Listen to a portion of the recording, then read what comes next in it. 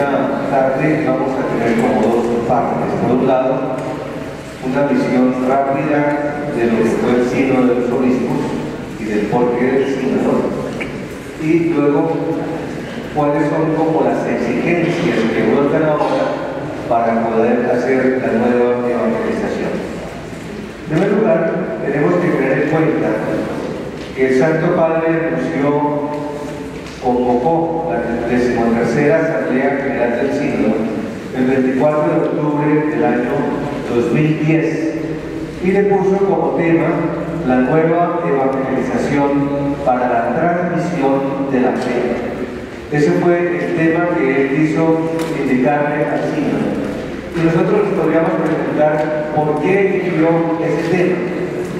Y en primer lugar, hay que tener en cuenta que lo eligió porque quería que nosotros tomáramos conciencia que la misión de la Iglesia es algo fundamental y que tenemos que ponerle toda la seriedad posible para llevarla a cabo, porque el Señor nos encomendó predicar el Evangelio a todas las gentes, proclamar la instauración del reino de Dios, es decir, que tenemos que hacer presente a Cristo en medio de la sociedad, tenemos que hacer ver al mundo de hoy que Dios es un Dios lleno de amor y de misericordia. Y en segundo lugar, como una respuesta a los dramáticos cambios de la sociedad, a la pérdida del entusiasmo por vivir la fe, a la incoherencia entre fe y vida que se ve en muchos cristianos y finalmente al creciente influjo del secularismo. Todo eso que veíamos esta mañana pues se refleja un poco en los documentos iniciales del sínodo, sobre todo en los lineamientos. En primer lugar, hay que tener en cuenta que cuando se hizo una consulta, ¿cuál podría ser el tema del próximo sínodo? La respuesta que, digamos, fue mayoritaria se refirió a la transmisión de la fe. Esa era la gran preocupación de la mayor parte de las conferencias episcopales. ¿Qué debemos hacer para poder transmitir la fe? Y lógicamente, para transmitir la fe era necesario reflexionar sobre la evangelización, porque no hay otro camino para hacerlo. ¿De dónde nació esa idea? Todos recordamos cómo el Papa Juan Pablo II, por una parte, tenía muy clara la conciencia de que la Iglesia debe cumplir con la misión que el Señor le ha encomendado. Entonces, era importante que la Iglesia tomara conciencia de su índole misionera. Y por otra parte, él mostró una gran preocupación por lo que estaba sucediendo en el mundo. Él visitó inmensa cantidad de países, conoció las distintas culturas, pudo dialogar con tantísima gente y se dio cuenta precisamente de que estábamos en una sociedad en donde poco a poco se ha ido socavando la fe cristiana y se ha querido excluir a Dios del flujo de la sociedad. Y por eso todo ese esfuerzo que debía realizar la Iglesia, él le colocó el nombre de Nueva Evangelización. Y como vimos esta mañana, lo resumió en esas tres palabras: nueva en su ardor, nueva en sus métodos, nueva en su expresión.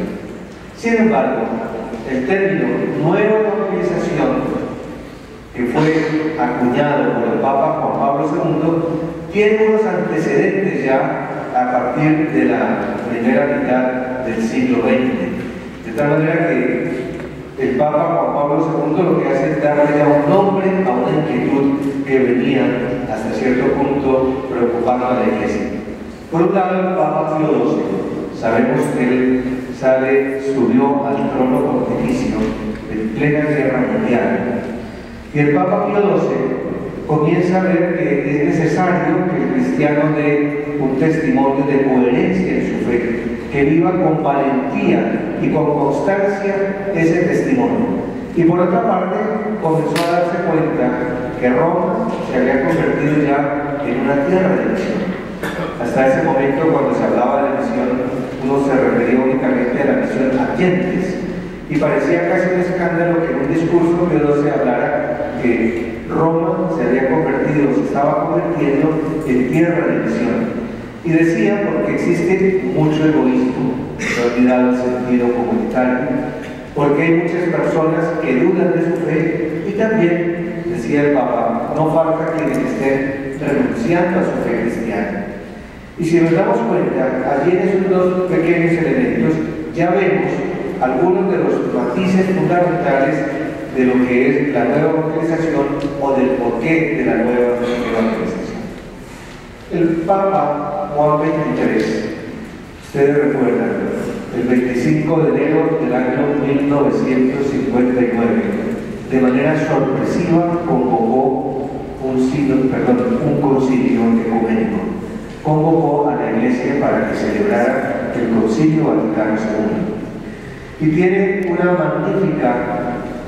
magnífico discurso que se llamó Gaudium Mater Ecclesiae, en el cual puso como 4 grandes pilares de lo que debería ser la tarea de la Iglesia.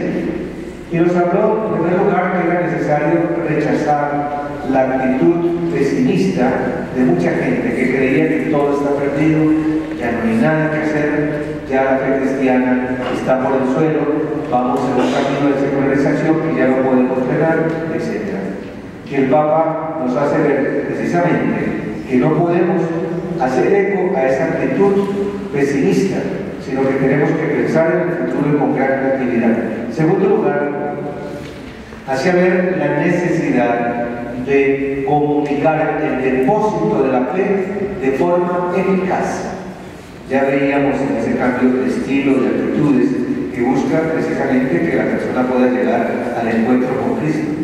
Ya el Papa Juan XXIII de una u otra manera vislumbraba eso que después se iba haciendo como más claro para nosotros. Fuera de eso nos habló de un concilio que no era convocado para condenar, sino un concilio para mostrar el amor y la misericordia del Señor, esa actitud de la Iglesia que va en busca de las personas.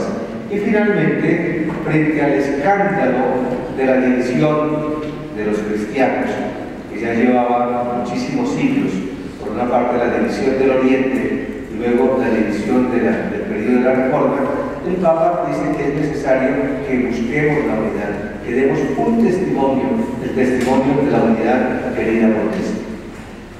Concilio Vaticano II se reúne y aunque en ninguna de sus constituciones ni decretos habla de nueva evangelización, nos encontramos nosotros por una parte que nos habla de la necesidad de cumplir adecuadamente la misión que tiene la Iglesia. En segundo lugar, nos hace ver cómo es necesario desarrollar el carácter misionero, y tiene toda una constitución, todo un documento que es expresamente dedicado a cómo debemos nosotros darle un sentido de misión a la acción pastoral de la Iglesia. Nos habla de la necesidad de ejercer la función profética y testimonial. Ya muy claramente veíamos en la ley de se habla de cómo tenemos que transmitir la fe a partir de la palabra y del testimonio. El Vaticano II abre las puertas a los laicos y hace ver la importancia del laico para el cumplimiento de la misión de la Iglesia. Nos hablaba también de la necesidad de adaptar el Evangelio a los nuevos tiempos, todo el problema de la inculturación. Y finalmente, tomar muy en cuenta los signos de los tiempos. Cuando uno lee, por ejemplo, los primeros 10 números de la Gaudium et Spes, todo ese análisis de lo que hace acerca del estado de la sociedad actual, hoy cualquiera de nosotros podría suscribir como si fuera real en este momento presente, 50 años después, lo que aquí nos dice el Concilio Vaticano II. Luego, el Papa Pablo VI, sabemos, le tocó la conducción de todo el concilio y luego hace un primer sínodo, el sínodo sobre la evangelización. Y como fruto del sínodo sobre la evangelización del año 74, publica la exhortación apostólica Evangelii Nuntiandi, que seguramente todos ustedes y todos nosotros hemos estudiado. es como la carta magna de la evangelización. Y lo que encontramos allí en la Evangelii Nuntiandi nos da los parámetros fundamentales para la nueva evangelización. Y nos dice qué es realmente evangelizar y cómo debemos hacerlo y qué debemos evitar. Y allí entonces el Papa nos hace ver cómo, ante la situación de una seria formación en la fe, urge una evangelización en la que se tenga presente el mensaje del primer anuncio y en la que se busquen los medios adecuados para proponer la fe en Jesucristo a los hombres de hoy.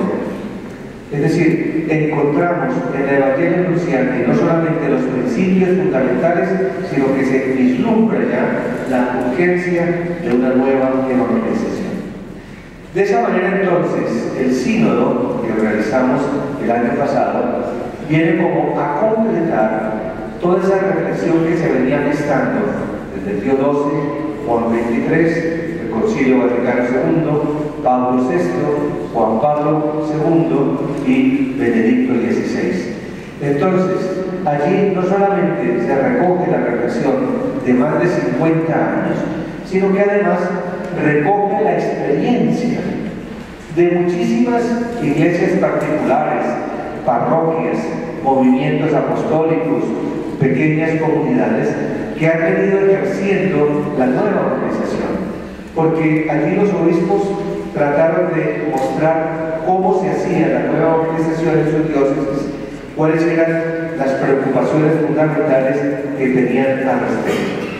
Y entonces el concilio ha querido dar una respuesta al momento de crisis que está viviendo la vida cristiana, pero por otra parte coloca la evangelización al primer puesto de la agenda pastoral de la Iglesia, que era la indicación que ya había dado el Papa Benedicto XVI.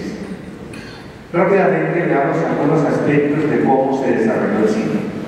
En primer lugar, ¿cuál fue el ambiente sinodal? Fue un ambiente de gran espiritualidad, siempre de profunda oración, un ambiente de una escucha atenta a todo lo que se iba proponiendo. Éramos más o menos 250 obispos, más unos sacerdotes que estaban invitados, religiosos también, y algunos laicos. Cada uno de los participantes tenía derecho a hablar 5 minutos, y ustedes se imaginan por un disparar de 1000 ideas. Unos coincidían con lo que uno pensaba, otros con cosas un poco fuera de tono, otros con personas opiniones que no tenían nada que ver con la temática, etc. Pero hubo una profunda actitud de escucha, de respeto, de comprensión, un espíritu de fraternidad. Se vivió realmente una espiritualidad de comunión y se sentía esa colegialidad efectiva y afectiva a lo largo de esos casi 3 semanas de reunión sinodal. De tal manera que fue algo supremamente interesante como se vivió el sínodo. Fuera de eso, el sínodo se celebró en el marco, por una parte, de la celebración de los 50 años del Concilio Vaticano II, de los 20 años de la publicación del Catecismo de la Iglesia Católica y de la inauguración del Año de la Fe. Ustedes saben, el Año de la Fe, el Papa lo ha convocado porque veía que era necesario que toda la Iglesia se sumara, digamos, a esta preocupación de la transmisión de la fe. Y con esa bellísima carta apostólica, Porta Fidei, nos hace ver la importancia de la fe y cómo tenemos nosotros que reanimar nuestra fe, celebrarla con gozo, vivirla intensamente, comunicarla con entusiasmo, profesarla. Entonces el Año de la Fe es, en primer lugar, para renovar nuestro compromiso misionero. En segundo lugar, para que tengamos conciencia de la necesidad de estudiar los contenidos de la fe, que sepamos de la mejor manera posible qué es lo que nosotros creemos. Esa fe que debe ser profesada, celebrada, vivida y orada. Profesada, es decir, conocer los contenidos, celebrar la vivencia en la Eucaristía y en los sacramentos, vivida a través del testimonio, de la caridad y del compromiso de la Iglesia, y orada, porque necesitamos de la oración permanentemente para alimentar la nueva evangelización. Fuera de eso, en la Porta Fidei se nos hace una nueva invitación para que tengamos una conversión personal, para que hagamos un compromiso serio en toda la Iglesia, un compromiso de nueva evangelización y la alegría y el entusiasmo de leer. Aquí entonces el sínodo, retomando lo que el Papa ya había dicho, y también Juan Pablo II, es necesario que durante este año hagamos un esfuerzo por repasar, por volver a estudiar y leer al menos las 4 grandes constituciones del Concilio Vaticano II. La Constitución sobre la liturgia, sobre la revelación, sobre la Iglesia y sobre la Iglesia en el mundo actual, que son los 4 grandes pilares y del cual el Papa Juan Pablo II decía que era una brújula segura para poder transmitir la fe a lo largo del siglo XXI. Y además es necesario que hagamos el esfuerzo por estudiar de la mejor manera posible el catecismo de la Iglesia Católica. Catecismo que, como sabemos, recoge todo lo que es la doctrina de la Iglesia, desmenuza todo lo que es el credo, todo lo que es la vivencia de los sacramentos, lo que es la moral cristiana y finalmente la vida de oración centrada en una reflexión sobre el Padre Nuestro.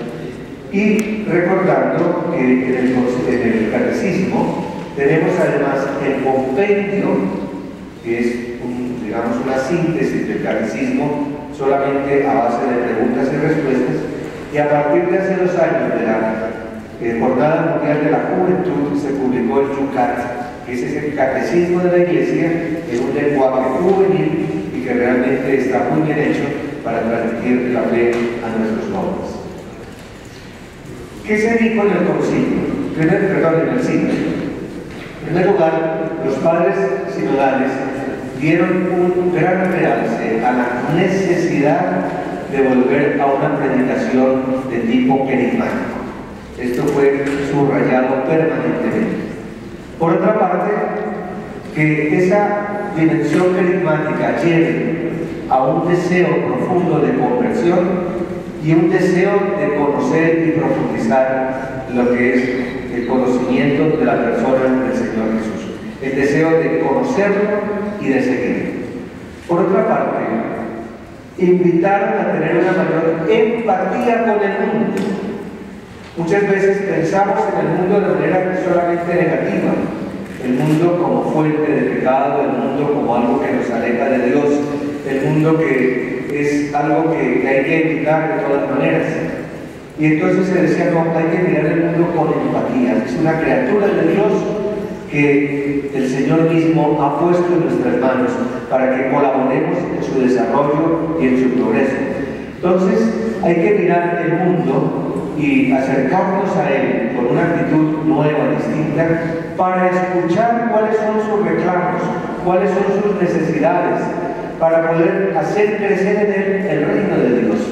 Si nosotros nos escondemos del mundo, no vamos al mundo, no nos insertamos allí, sin volvernos mundanos, sino todo lo contrario, para sembrar el Evangelio, será entonces un cambio radical de nuestra vida. Por otra parte, reconocieron la valiente dedicación de tantos hombres y mujeres para proclamar el Evangelio, la labor que nosotros como consagrados, como ordenados, estamos realizando. Por eso se reconoció el despertar de la acción de los laicos en la misión de la Iglesia. Eso se insistió muchísimo también en el papel de los laicos. Por otra parte, se reconoció la labor que ha tenido la Iglesia en el campo tanto de la educación como de la caridad. Y todos sabemos lo que ha hecho la Iglesia en esos 2 campos fundamentales.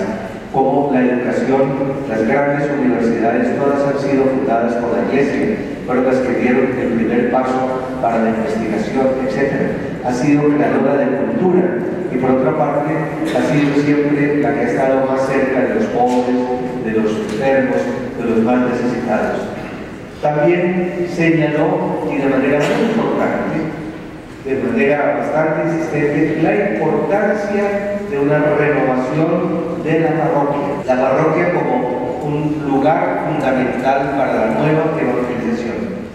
Asimismo, hizo ver la vitalidad y la acción evangelizadora de los movimientos eclesiales. No podemos pensar en la nueva evangelización únicamente en la parroquia. Tenemos que reconocer que los movimientos eclesiales están colaborando, muchísimos de ellos, de manera eficaz.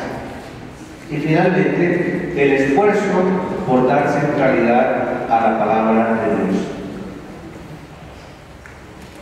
Además, señalaron varios desafíos para la acción evangelizadora de la Iglesia. Desafíos que ya hemos visto nosotros esta mañana: el secularismo, el relativismo y el agnosticismo.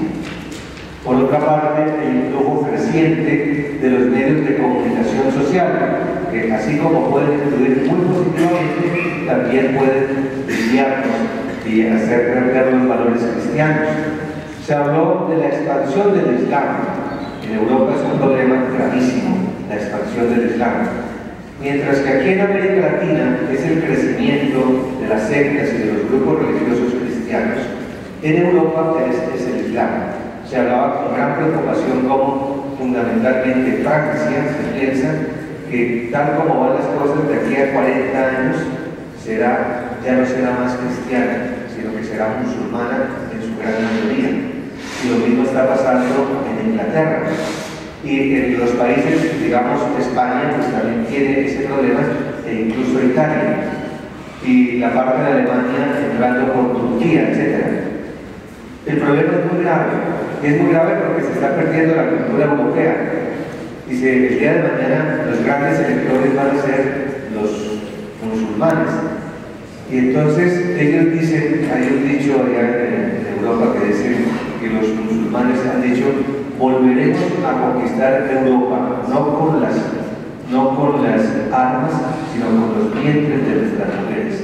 Porque mientras que en Europa el cambio de la natalidad es terrible, y las familias o no quieren tener hijos, o si acaso uno, entonces no hay un recambio de las generaciones. Mientras que los musulmanes tienen 4, 5, 6 o más hijos, entonces el crecimiento es increíble. Bien, la crisis económica a nivel mundial y el empobrecimiento. La crisis económica está afectando terriblemente a todas las familias y muchas veces no tienen tiempo de nada, ni para orar, ni para ir a la iglesia, porque tienen que rebuscarse de alguna manera cómo subsistir. Y el problema del empobrecimiento que va ligado a toda la injusticia y a esa gran diferenciación entre los que muchos tienen, los que tienen muchísimo y los que carecen absolutamente de todo. Y finalmente se señalaba cómo las políticas, las legislaciones están cada vez más haciendo posible la pérdida de los valores cristianos, sobre todo en lo relativo a la familia y a la vida. Indicaron además diversos factores negativos al interior mismo de la Iglesia. Por una parte, la incoherencia de vida y la falta de testimonio cristiano. Muchas veces reducimos nuestra fe a la sacristía. Muchas veces los cristianos reducen su fe a asistir esporádicamente a la iglesia, pero piensan que no tiene nada que ver con lo que hacen en el campo de la política, de la economía, de la educación, de las legislaciones, etc. Por otra parte, la pérdida de celo pastoral y de identidad cristiana. Por una parte nos toca a nosotros como pastores. Se ha perdido muchas veces el celo pastoral, el deseo, el entusiasmo, el buscar el modo mejor para predicar el Evangelio, entregarnos con gran generosidad al servicio de la Iglesia. Y en general, la identidad cristiana. Es decir, muchos son bautizados, pero no tienen conciencia de pertenecer a la Iglesia. Fuera de eso se señaló la falta de formación de los fieles. Nuestros laicos, incluso muchas veces nuestras comunidades religiosas, nuestros jóvenes no conocen la fe cristiana. Fuera de eso tenemos el desconocimiento, como consecuencia de ello, de los contenidos de la fe. No sabemos qué es lo que tenemos que creer. Y a eso se añade el descuido por parte de los padres de familia en la transmisión de la fe. Hoy en día, los padres de familia, muchísimos, no están cumpliendo con ese deber de transmitir la fe. Todos nosotros seguramente recibimos la fe cristiana a partir del testimonio que nos dieron nuestros padres. Y ellos nos enseñaron a orar y nos enseñaron a creer a Jesús y a la Santísima Virgen María. Hoy en día, y ciertamente tuvimos los primeros conocimientos de la fe por nuestra familia, pero hoy en día los padres de familia no han recibido una preparación adecuada y no saben qué transmitir. Y nuestros niños hoy en día oyen hablar de la Iglesia, de Cristo, de los signos de nuestra liturgia y demás, pero no entienden absolutamente nada. Entonces tenemos que ver cómo volver a hacer posible para que la familia sea transmisora de la fe. También señalaron como factor negativo, lógicamente, los escándalos que ha habido al interior mismo de la Iglesia. Todo eso ha ido socavando la credibilidad. Y finalmente señalaban cómo se ha ido perdiendo la práctica y se ha perdido de conciencia del valor del sacramento de la reconciliación. Fuera de eso, sugirieron algunas iniciativas de tipo pastoral para tratar de salir adelante. Por una parte, la necesidad de favorecer una espiritualidad de comunión.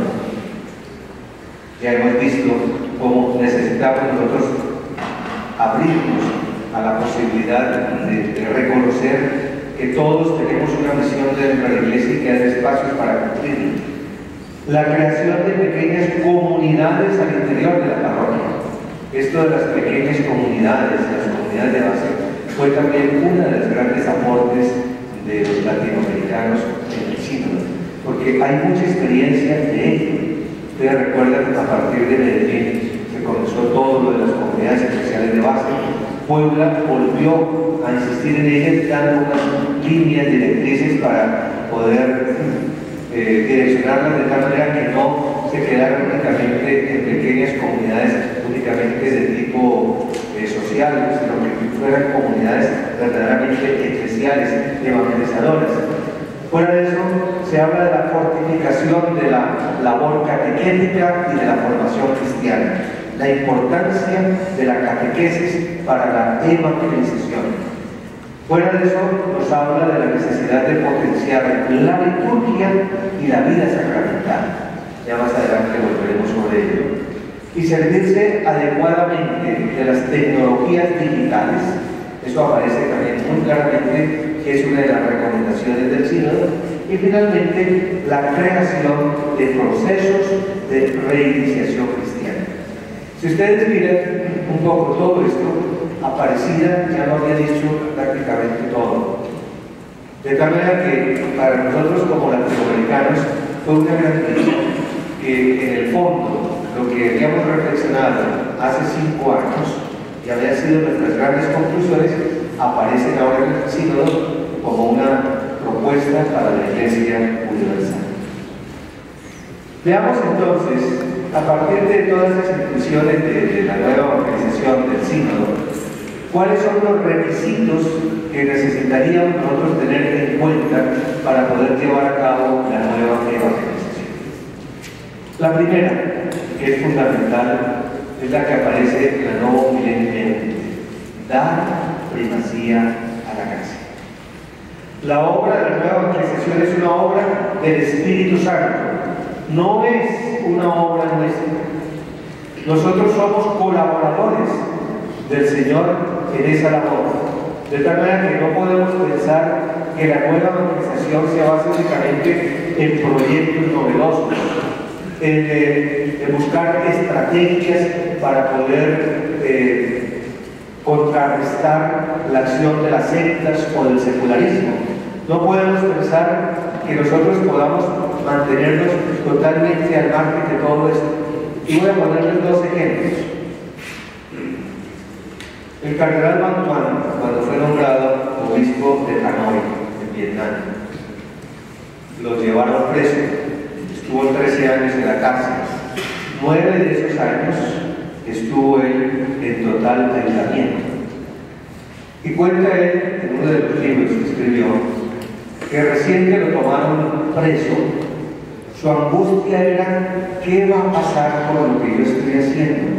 Las escuelas que estaba fundando, el grupo de catequistas, el acompañamiento a las religiosas, y no podía dormir y sufría no tanto por el aislamiento que tenía allí en la cárcel y las condiciones extremas en las que estaba viviendo, sino su preocupación por la iglesia.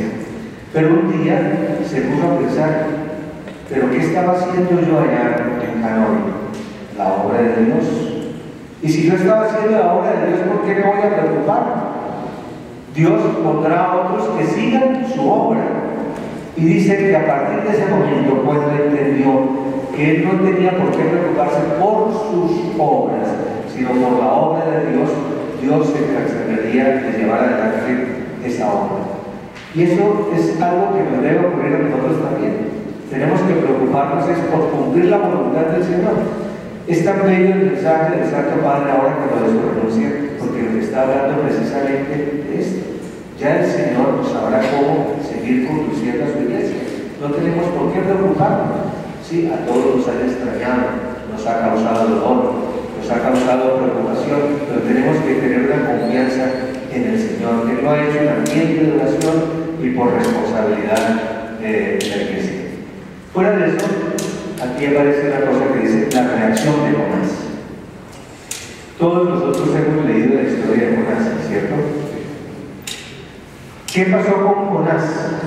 El Señor le da una misión de ir a pedirle a Nínive que se convierta.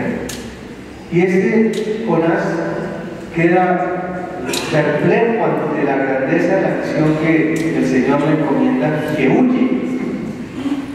Y huye montándose en un barco para irse lejos. Y recuerden ustedes la tormenta que hay. Y luego echan suertes a ver quién es el responsable. Y se ve Jonás como responsable y confiesa: estoy huyendo.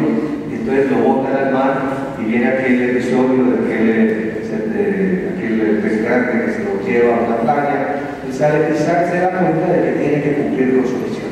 Y va a Nínive y comienza a predicar.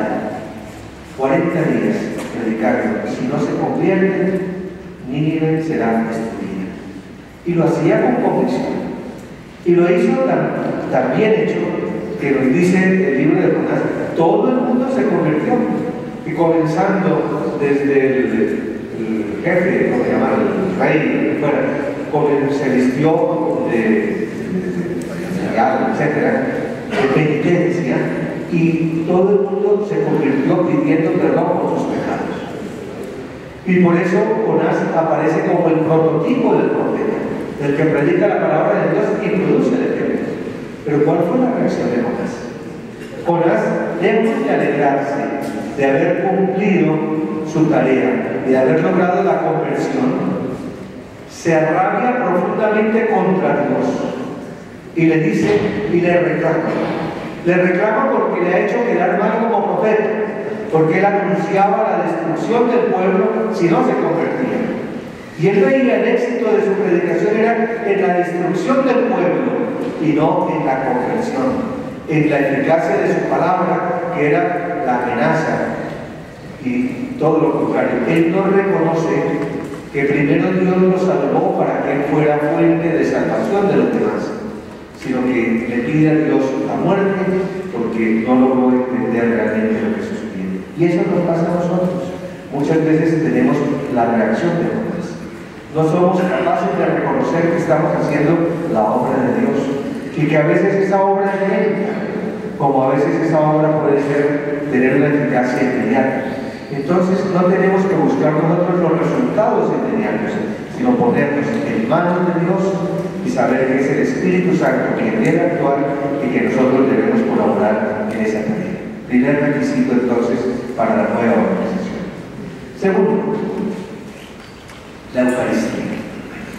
En el sínodo se insistió muchísimo en la necesidad de recuperar la importancia de la Eucaristía dominical. La Eucaristía, nos dice el Concilio, es el centro y el eje de la vida cristiana. Es la plena inserción en Cristo. Si la nueva evangelización busca el encuentro personal con Cristo, ¿qué mejor podemos nosotros presentar que la Eucaristía, en donde el Señor mismo nos habla y el Señor mismo se hace presente, más aún se nos da en la forma de pan y vino como nuestro alimento? Un encuentro personal con el Señor nos vuelve a revivir ese misterio, no solamente de la encarnación, sino de la redención, del perdón de los pecados, del misterio profundo del amor de Dios. Y entonces nosotros tenemos que vivir la Eucaristía, celebrando, sabiendo que estamos celebrando el acto fundamental de nuestra fe, el encuentro con Jesús, que estamos actualizando su sacrificio redentor, que nos anuncia. Y entonces, por lo tanto, en la Eucaristía se anuncia, se celebra y nos debemos comprometer en el amor de Cristo. La Eucaristía no es simplemente el recuerdo de lo que hizo el Señor, sino es revivir esa misma acción en nuestro presente, para que nosotros nos comprometamos a ser continuadores de la obra del amor de Dios en nuestra sociedad. Tercer lugar, es fundamental la participación frecuente del sacramento de la reconciliación. Se habló incluso en el sínodo diciendo que el sacramento de la nueva evangelización es el sacramento de la reconciliación, el sacramento del amor y de la misericordia, que nos prepara para ese encuentro personal con Cristo, para poderlo recibir en plenitud en la Eucaristía. Y aquí habría dos o tres cosas que son importantes. Primero, hacer el esfuerzo de revalorizar el sacramento del perdón.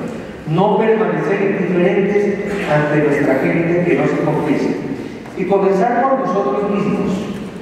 Yo creo que a nosotros nos cuesta también mucho trabajo acercarnos al sacramento de la reconciliación. Porque nos da vergüenza, porque nos da pena, porque nos da pereza, y lo que sea, o porque nos creemos que no lo necesitamos. Debemos comenzar por revalorizar este sacramento en nosotros mismos para poder revalorizarlo en nuestros fieles. Luego, a partir de él, aprender a creer. En un mundo, en una sociedad donde hay tanta violencia, tenemos que hacer ver cómo a partir del sacramento de la reconciliación, a partir del ejemplo mismo de Dios que nos perdona, tengamos nosotros la capacidad del perdón y de la reconciliación. Y en tercer lugar, algo para nosotros es la disponibilidad como ministros sagrados de ofrecer el sacramento de la reconciliación. ¿A qué hora les damos la oportunidad a nuestros fieles de confesarse? Muchas veces uno va a las iglesias y están siempre cerradas. Se abre para la misa, se celebró la misa, se cierra la iglesia y la gente no sabe dónde confesarse. Entonces la gente va perdiendo la costumbre. Cosa contraria, cuando en una parroquia se da la posibilidad de la confesión, la gente comulga con más frecuencia. La gente se compromete más en la parroquia, va con más frecuencia a la misa diaria. En Bogotá, en una de las parroquias, cuando voy a Bogotá, celebro, me llama la atención que la misa que tienen a las 8 de la mañana, hay más de 200 personas todos los días, absolutamente todos los días. Y fruto de ello es que permanentemente se está insistiendo en la importancia de la Eucaristía y ofreciendo el sacramento de la reconciliación. En Madrid hay una parroquia, ustedes saben, Madrid es una ciudad donde hay muchísima secularización, donde muchísimas iglesias están vacías, donde hay una gran diferencia religiosa, y hay una parroquia en donde cada misa dominical es de bote en bote, y hay siempre 4 sacerdotes confesando durante las distintas Eucaristías dominicanas. Es una parroquia muy viva, con cantidad de grupos apostólicos, de compromiso, de catequesis. Se vive un ambiente de una gran alegría. El Papa invitó al párroco de Nuestra Señora de Caná, como representante de todos los párrocos del mundo, al sínodo pasado, y fue un testimonio muy bello el que dio. Bien, yo he estado muchas veces en esa parroquia y por eso doy testimonio de que la importancia del sacramento de la reconciliación va a ayudar a revivir, reavivar nuestras comunidades parroquiales. Cuarto lugar, la certeza de la eficacia de la palabra divina. Nosotros no predicamos doctrinas, no predicamos ideas, predicamos una persona que es Jesucristo. Y tenemos entonces que presentar al Señor en donde Él se nos da, que es precisamente en su palabra. Entonces tener una gran confianza y una familiaridad con la Sagrada Escritura y lógicamente también con la tradición de la Iglesia. La revelación se nos da en la palabra y en la tradición. Y entonces necesitamos nosotros presentar la centralidad de la palabra de Dios para la formación espiritual, para el conocimiento fundamental de los contenidos de nuestra fe y colocar la palabra divina al centro mismo de la acción pastoral. No podemos pensar que, bueno, vamos entonces a hacer pastoral bíblica. No, es que la dimensión bíblica debe ser una dimensión transversal de toda la acción pastoral de la Iglesia. Toda la acción pastoral debe estar fundamentada en lo que el Señor nos dice, en lo que el Señor hizo, en las actitudes de la Iglesia, las 7 que encontramos aquí. Entonces, colocarla al centro de la acción pastoral. Y fuera de eso, aprovechar, y sobre todo en los últimos tiempos, se ha ido incrementando esa lectura orante de la Escritura a través de la lección divina. Si nosotros aprendemos la metodología de la lección divina, la colocamos en nuestras parroquias, la gente está ávida de poder conocer la palabra de Dios. Y con la lección divina, ciertamente logramos atraer a la gente para esto. Hay una parroquia en Bogotá, en donde hay una experiencia muy interesante. Allá en Colombia, durante muchos años, hubo un gran presentador de televisión que era, digamos, parecía en los grandes programas de televisión, a veces programas serios, pero muchas veces en programas un poco cómicos o en concursos que tenían el apellido Pacheco. Y entonces un párroco de apellido Pacheco un día les dijo: quiero invitarlos el próximo jueves a una cita con Pacheco. Y todo el mundo pensó que era una cita con este presentador de televisión y se llenó el templo porque iba a Pacheco. Y cuando llegó ya el párroco, dijo: bueno, vamos a iniciar la cita con Pacheco porque Pacheco soy yo. Y comenzó una experiencia que todavía continúa, que es de preparar la celebración dominical en esa cita. Ahora no le llama cita con Pacheco, sino cita con la palabra. Él los lunes se reúne con un equipo de los responsables de distintos grupos que tienen la parroquia para preparar la preparación de la cita. Y ahí ya uno de los grupos se hace cargo de lo que va a ser esa cita con la palabra. El jueves se reúne ya un grupo grande, el jueves se hace la cita con la palabra, en donde la comunidad o el grupo que se encargó de ello, pues a través de proyecciones, de cantos, de obras teatrales, etc., escenifica un poco toda la simbología de las lecturas de ese día. Y entre todos se prepara cuál es la esencia del mensaje que se va a transmitir. Y los domingos, pues las homilías son, digamos, fruto de toda esa reflexión que se ha hecho a lo largo de la semana.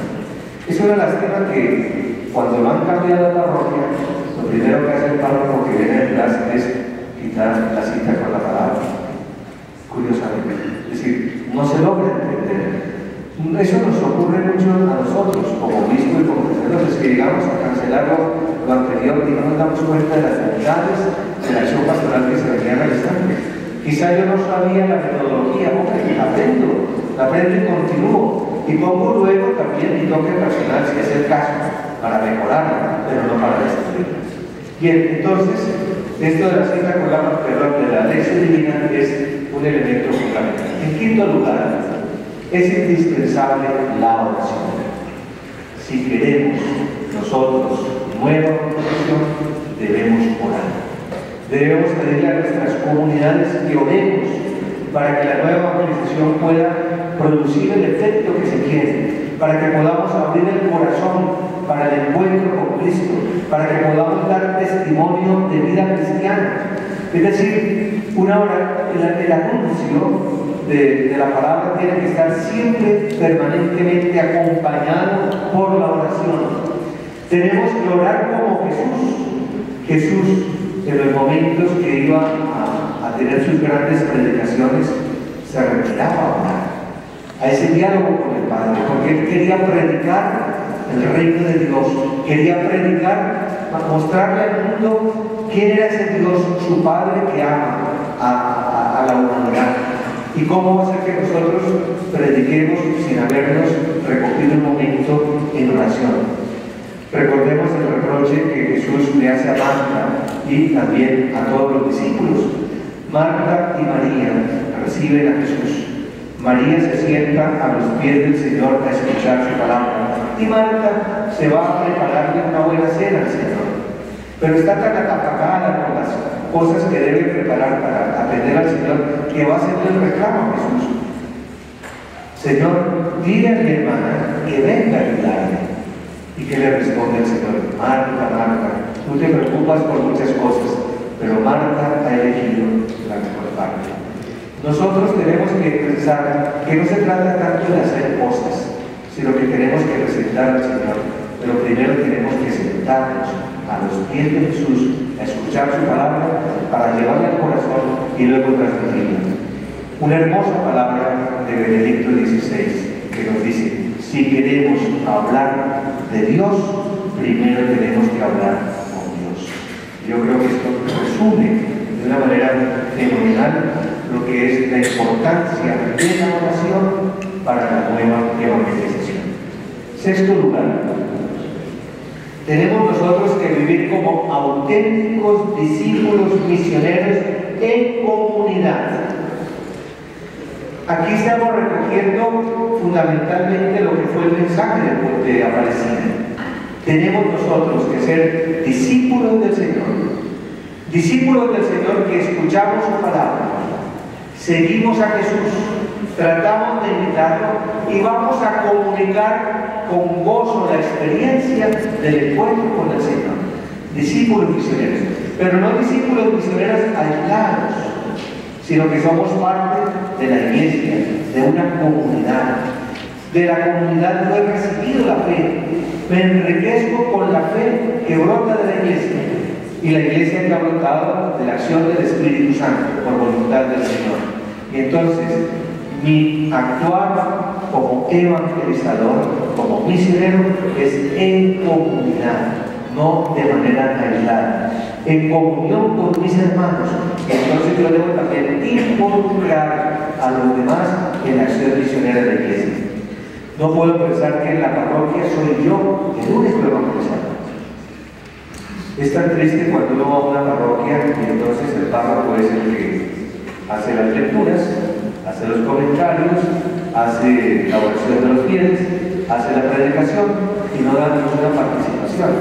Él mismo hace las catequesis, él dice que prepara a los demás, pero no les da posibilidad. Si invita a gente para que le ayude a la catequesis, es para que lo organicen a los niños, para que se queden callados, pero no es el que habla, ¿no?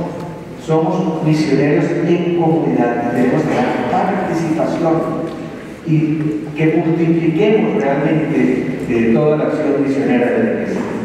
Séptimo lugar, la familia, sabemos todos, es base insustituible en la sociedad. Hoy en día sabemos toda la lucha que está manteniendo la iglesia para que la familia no se pierda. Cuando hablamos de la familia, pues lógicamente estamos hablando de papá, mamá, hijos, de las generaciones anteriores, etcétera, de los abuelos, de los nietos, todo el núcleo familiar. Pero desafortunadamente se está desbordando la familia también por la desvalorización del matrimonio. Y todos sabemos cómo en los distintos países se está luchando para que esas legislaciones que quieren aprobar el matrimonio de los homosexuales o equiparar al matrimonio simplemente con la unión de un hombre y una mujer que se van a vivir juntos, y dar los mismos derechos. Todo esto es muy grave porque vamos perdiendo el sentido de la familia. El mismo problema de la multiplicación del divorcio pues ha hecho que no entendamos la familia. Hoy un niño que tiene 2 papás y 2 mamás no sabe al fin de cuentas cómo es la constitución familiar. Él el día de mañana pues va a pensar que así como sus papás tuvieron un matrimonio entre comillas desechable, ellos también lo pueden hacer. O se preguntan, ¿para qué me caso? Si lo importante es tener una mujer, poder tener un hijo o unos hijos, y punto, basta, se ha perdido la responsabilidad. Entonces, esto ha hecho que nos olvidemos que la familia tenía una tarea fundamental de ser el primer canal de transmisión de la fe, y que la nueva organización depende en gran parte de la iglesia doméstica, del ejemplo que papá y mamá dan de vida cristiana, de encuentro con Cristo, de querer realmente vivir esa realidad de su fe. Hoy sabemos entonces, estamos en un proceso de destrucción de la familia, pero no podemos olvidar que la familia debe ser protagonista de la nueva evangelización. Unido a ello va la importancia del espacio que debe tener los laicos en la acción misionera de la Iglesia, en la acción de la Iglesia.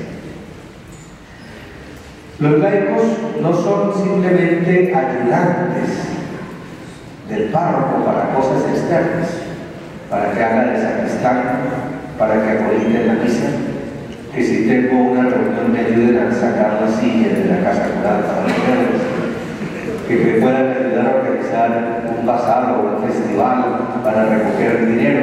Sí, todo eso puede ser importante, pero no es fundamental. Y muchos laicos se sienten desvalorizados por eso. Yo me acuerdo, cuando estaba en la Arzobispo Villavicencio, que una vez que fui de visita pastoral a una parroquia, unos laicos, yo les hice el reclamo a ustedes porque se retiraron de su parroquia, porque eran laicos que eran de otra parroquia y estaban colaborando en esta otra. No, porque es que el padre lo único que quería era que, como los domingos había que se le preparar el estadio, un coliseo para la misa, porque el templo era supremamente pequeño. Lo único que quería era que nosotros los sábados pusiéramos las sillas, pero nunca le dedicó un rato para acompañarnos, para formarnos, para estimularnos. Entonces nos aburrimos y hemos venido a trabajar con este padre que se nos acompaña. Eso ocurre muchas veces. Consideramos que el laico es únicamente un colaborador de esta vida. Y se nos ha olvidado que tenemos que formar a los laicos, no para clericalizarlos, no para que sean, que asuman las tareas que nosotros tenemos que realizar, no. Es para que ellos cumplan la tarea de evangelizar en su propio ambiente, que evangelicen en su sitio de trabajo, que eduquen en el campo de la política, que evangelicen en el campo de la legislación, que sean coherentes con su fe, que den testimonio allí, pero tenemos nosotros que prepararlos para que ellos puedan cumplir adecuadamente su misión. Para que haya entonces un laicado maduro y responsable, que sean ellos conscientes de que tienen una misión que parte del mismo bautismo. Y para ello se nos habla de la necesidad de hacer conocer el catecismo de la Iglesia Católica, que nosotros les demos al menos a ellos que conozcan el catecismo, conozcan los contenidos de su fe y los acompañemos para que no tengan miedo de poder enfrentarse, si son por ejemplo senadores de la República, oponerse a leyes que muchas veces van en contra de los principios cristianos, pero porque son conscientes y coherentes con su fe. Y dentro de esta acción de los laicos es importantísima la acción que tengamos nosotros con los jóvenes. La nueva organización hoy debe tener como protagonistas o como sujetos particulares de vital importancia nuestros jóvenes. Ya los adultos muchas veces pues tienen sus ideas y van caminando y quizás les podemos ayudar, pero los jóvenes todavía les podemos ayudar a que vuelvan a retomar la fe, Es el campo quizá más difícil y complejo, y ahí es donde vamos a necesitar una gran creatividad pastoral, un acercarnos con los medios digitales, con las redes sociales, para llegar hasta ellos, para invitarlos, para hacerles sentir agradable la vivencia de la fe cristiana. Fuera de eso, es necesario que tengamos una gran generosidad. Una gran generosidad, por una parte, porque tenemos que hacer el esfuerzo de entregar lo mejor de nosotros mismos, nuestro tiempo. Tenemos nosotros que nuestros mismos recursos, nuestra persona, todo, entregarnos de verdad a la nueva organización. Y esto requiere que trabajemos con los grupos, que formemos comunidades, que nos acompañemos, que nos preocupemos por la formación. Muchas veces en la parroquia se le dice a alguien, porque esto pasa por ejemplo mucho en Europa, con los sacerdotes latinos que van a estudiar y que ayudan en una parroquia, le dicen al párroco: padre, ¿por qué no formamos un grupo juvenil para hacer tal cosa? No, porque el día que usted se vaya, ¿quién va a seguir con eso? Y eso mismo nos puede estar ocurriendo a nosotros, que cuando vemos ideas que van a exigirnos mayor sacrificio, mayor dedicación, nos echamos para atrás. Entonces la nueva organización supone un gran sacrificio para entregar lo mejor de nosotros mismos. Y esto supone necesariamente entrega, sacrificio, testimonio permanente, de ser, como decíamos ayer, esta mañana, verdaderamente hombre de Dios. Y entregar, ser conscientes de que tenemos que hacer el esfuerzo, no por entregar mis ideas, no por entregar una serie de doctrinas, que no es fácil, sino entregar una persona, y entregar a la persona que es Jesucristo a través de la palabra y del testimonio.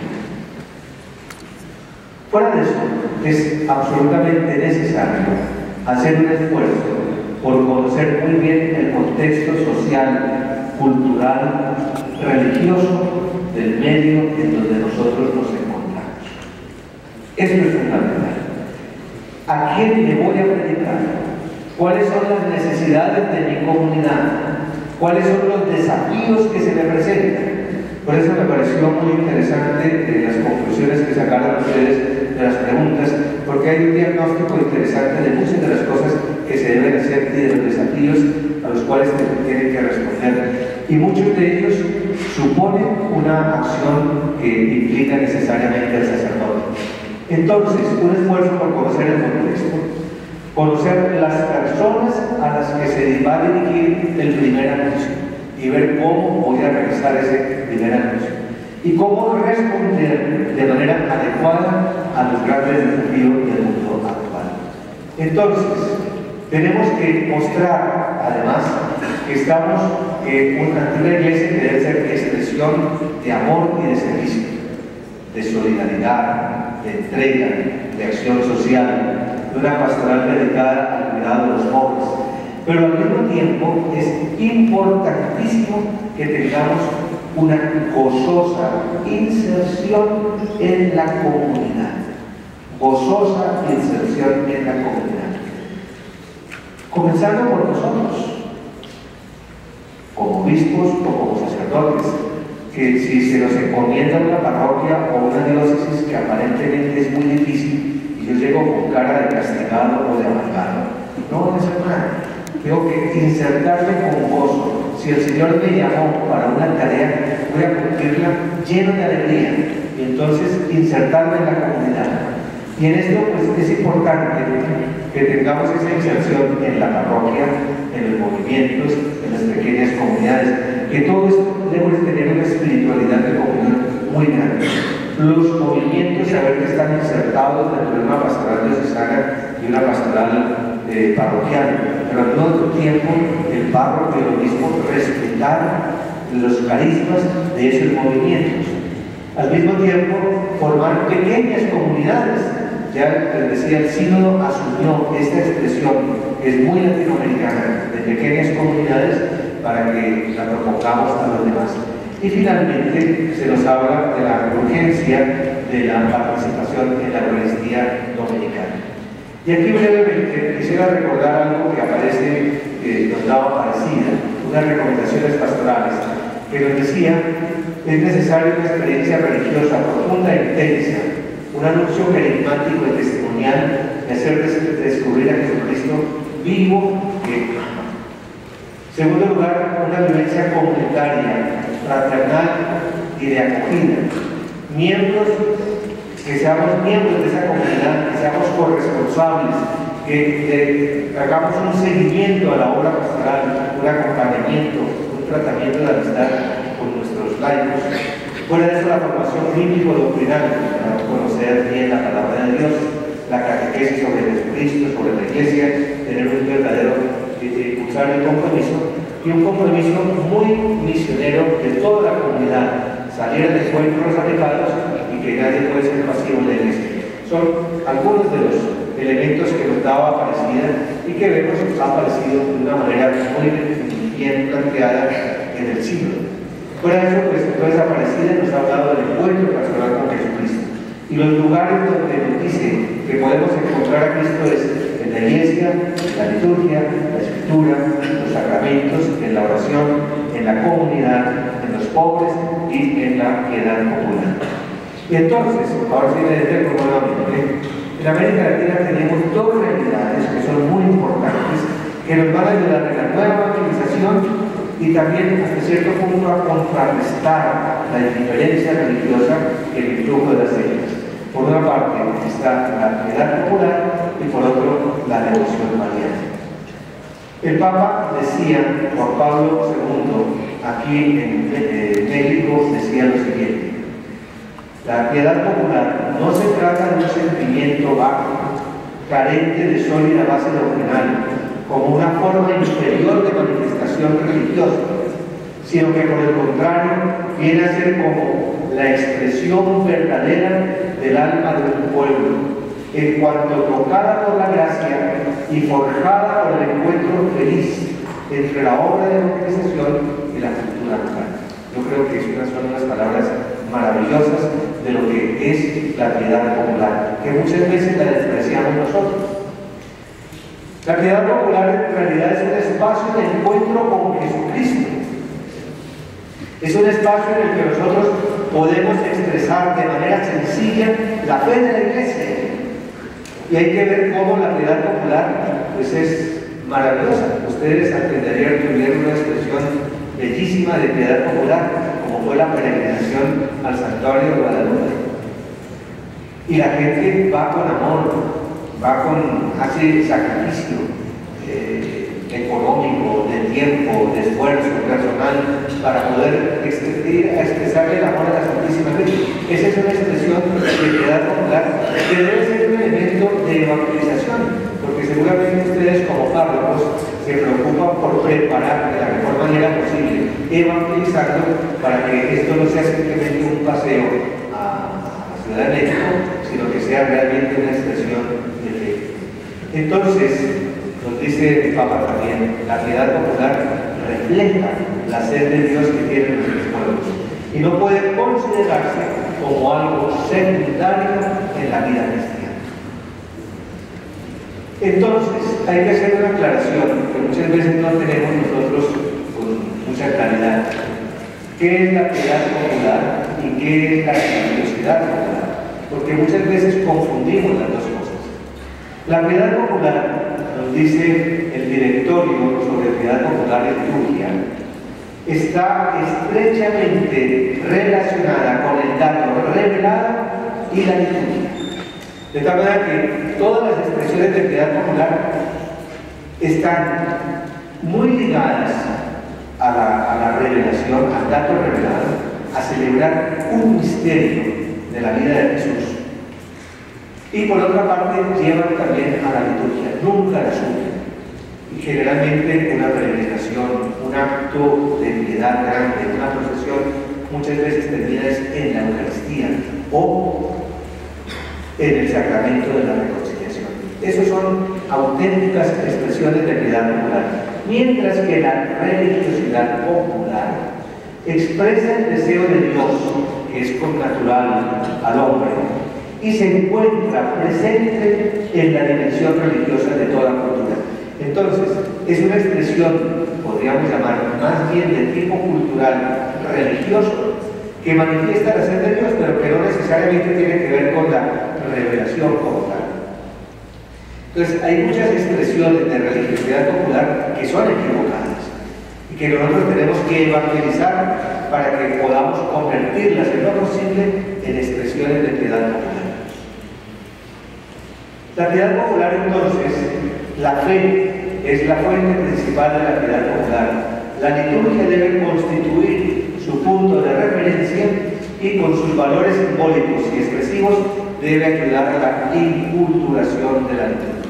Estos son como esos tres elementos que nos deben ayudar para la expresión de una verdadera piedad popular. Y podríamos preguntarnos, ¿qué hay en la piedad popular que enciende el corazón de los sencillos? Y entonces aprovechar todo eso para evangelizar. ¿Cómo nos habla Dios a través de las expresiones de fe de nuestro pueblo? ¿Cuáles son los caminos de conversión pastoral al que el Señor nos invita en esta realidad? Es decir, todo esto con el fin de que pensemos, nosotros estamos en unas sociedades en donde la piedad popular es fundamental y entonces debemos de tener muy en cuenta las respuestas a esto. Una expresión muy común y muy importante son las peregrinaciones y las visitas a los santuarios. ¿Para qué vamos a los santuarios? Para poner en manos de Cristo y de la Santísima Virgen y de los santos nuestras penas, nuestras alegrías, nuestras inquietudes. Tenemos fe de que el Señor nos acompaña a lo largo de la vida cristiana y vamos a buscar su consuelo. Y también para pedir abundantes gracias e implorar el perdón de los pecados. Ya hemos visto cómo en los sitios de peregrinación son abundantes las confesiones y que es necesario que sobre todo en los santuarios haya suficiente número de confesores. Y esas expresiones de contemplar en experiencias intimistas ayudan a tomar conciencia del bautismo y de su pertenencia a la Iglesia. Pero todo esto lo lograremos si nosotros tratamos de aprovechar esas circunstancias para evangelizar. Entonces, hay dos urgencias importantes en la piedad popular. Por un lado, valorar la piedad popular orientando a las familias para que transmitan de manera correcta esas tradiciones. Entonces, es bueno que ya, si el niño participa en estas expresiones, tenga una orientación, ojalá, porque los padres de familia, rectamente orientados por sus párrocos, pueden dar esa formación. Y en segundo lugar, tenemos que aprovechar los momentos de encuentro familiar, como son los bautismos, las primeras comuniones, los matrimonios, los funerales, donde asiste tanta gente. El miércoles de ceniza, el viernes santo, todos esos que donde encontramos tanta gente para evangelizar. No perdamos la ocasión. Si hay un funeral, no es para echarle flores al difunto, es más bien para hablar de la vida eterna, para hablar del sentido de la vida, etc. Que si tenemos una gran reunión familiar con ocasión del matrimonio, es para que podamos aprovechar el modo de hacer ver cómo esta familia se basa en el amor del Señor y debe ser sacramento, expresión de esta realidad. Finalmente, la devoción mariana. Y en América Latina tenemos esa gran realidad de ser un continente mariano.